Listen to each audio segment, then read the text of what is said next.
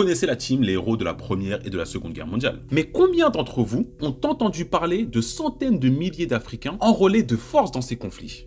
Ces hommes, arrachés à leur village sous la contrainte, ont été envoyés en première ligne, sacrifiés comme de simples chairs à canon. Dès 1914, la France, la Belgique et le Royaume-Uni ont puisé dans leurs colonies pour combler leurs pertes. Des villages entiers ont été raflés, des chefs contraints de livrer des hommes sous peine de représailles. Ceux qui refusaient étaient tout simplement battus, emprisonnés ou tués. Dans les tranchées de Verdun, sur le front italien, en Birmanie ou encore en Afrique de l'Est, ces soldats étaient systématiquement placés en première ligne.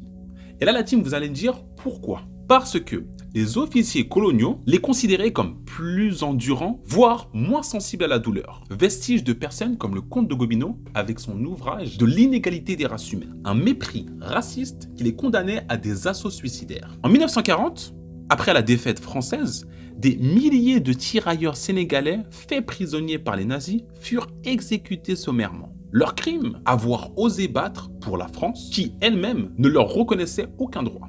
Et maintenant, après la guerre, ceux qui ont survécu ont réclamé leur solde, ce qui est logique, et leur dignité. Maintenant, quelle était la réponse de la France? Les balles. En 1944, des centaines de tirailleurs sénégalais furent massacrés à Tiaroy, simplement parce qu'ils réclamaient leur dû. Des décennies plus tard, ces soldats ont dû attendre la fin du XXe siècle pour commencer à être reconnus. Mais l'injustice persiste. Leur pension reste dérisoire et leur mémoire reste marginalisée. Ils ont versé leur sang pour des empires qui les ont ensuite oubliés. Il est temps, la team, de briser ce silence. Partagez cette histoire pour rendre hommage à ces combattants oubliés.